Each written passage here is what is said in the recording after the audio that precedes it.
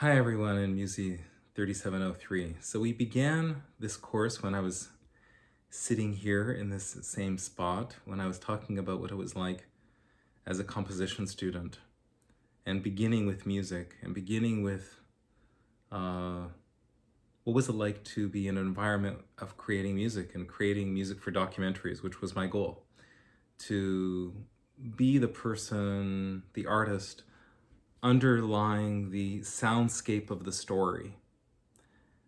And here we're going to watch a little bit of Ken Burns. Ken Burns finished his undergraduate degree at Hampshire College in film. Hampshire College is a very progressive, liberal college. Progressive has many meanings. Students were allowed to pursue their own interests and skills and fascinations. And Ken Burns became, in a sense, he's known as the documentarian of America. So he did a very, very famous film, Baseball. So he covered the whole history of baseball, the Civil War, the Vietnam War. And he's known for really making the Brooklyn Bridge. So very in-depth, deep dives into, like days long, hours and hours of footage in these documentary series, Ken Burns, B-U-R-N-S. And in what I'm going to show you, there's a point where the unit, the sub unit is called Using Sound to Immerse Yourself in the Moment.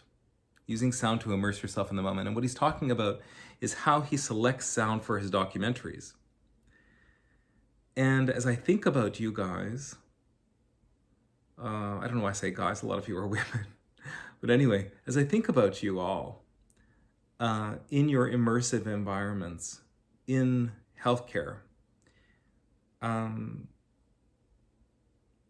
concerned. I'm concerned about your well-being. I'm concerned about the well-being of the patients. And I've done a lot of thinking about this over the years. How do you take a break? Okay, now we're at the end of the course. So when this course ends, you go back to your life, you go back to your acoustical environments. Acoustical environments mean what the space you're in sounds like. And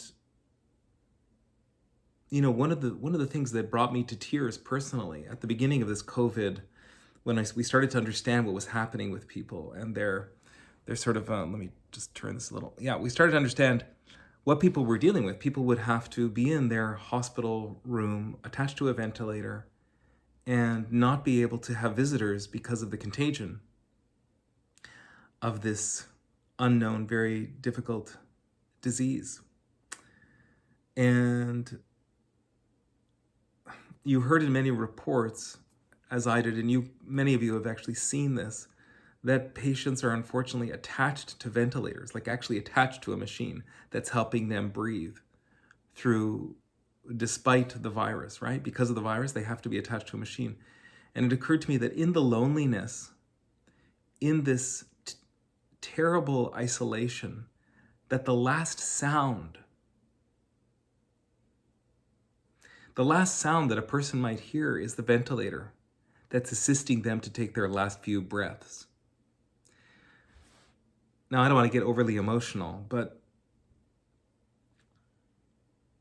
the thought of that, to me, is heartbreaking. That you wouldn't be listening to the music that you love, that you wouldn't be listening to music that shaped your life, that it wasn't the memory of the sounds and voices of those you love, but this machine, like the machine that kept Darth Vader alive, with every breath, he heard this mechanical breath.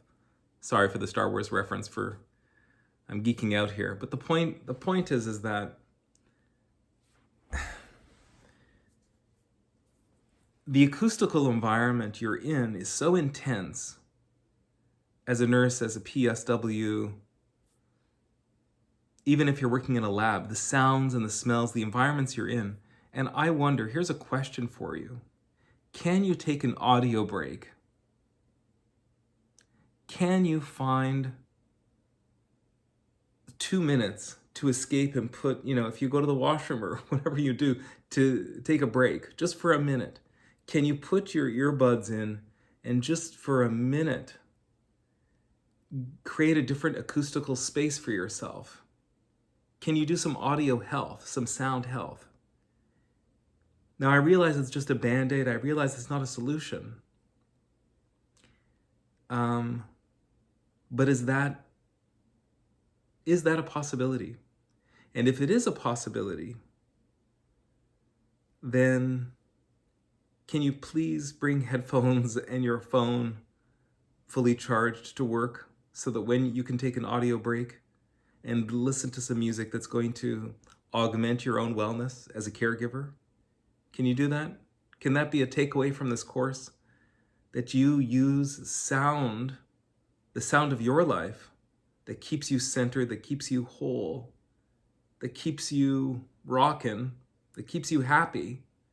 Can you use that to inject, even if you can't get out, you can't go down 10 floors in the hospital, you can't go outside, you're too busy, but can you take a 1 minute, a 2 minute break? And maybe this can be a study for the next time this course is run. I don't know. But it seems to me that if you can take an audio break from the intensity of the acoustical environment you're in, that could be a way to use music and sound. Thank you very much. That's an email arriving. To cue yourself back to who you are. Do you know what I mean? Like the sound of loved ones. I have a dear, dear friend. She's a Tibetan woman who is a major scholar in her own right. And I don't know what we were doing. We were at her parents' house. Her parents I'm very, very close with them. And she recorded her parents, just like a normal conversation around, I think it was breakfast. And I noticed she was recording, and afterward, I didn't say anything. And afterwards I said, "Oh, I saw you recording." She said, "I just want to hear their voices sometimes when I'm down in Washington, D.C., right? She's far away from home, but the voices of those she loves most in the world, if she hears them, I'm guessing just for a couple minutes, it gives her comfort." So can you do something similar? Can you make a soundscape? I mean, what Ken Burns says here is use sound to immerse your audience in the moment. Well, in this case, you're the audience in the moment. You're your audience. And when you're overly immersed in a hospital environment with all the acoustics and the noises and the machines and everything, can you immerse yourself for a minute in your own environment just to have that break through the audio sense? That's my question. That's one question. And I have more to say, but I'm going to leave it there for now.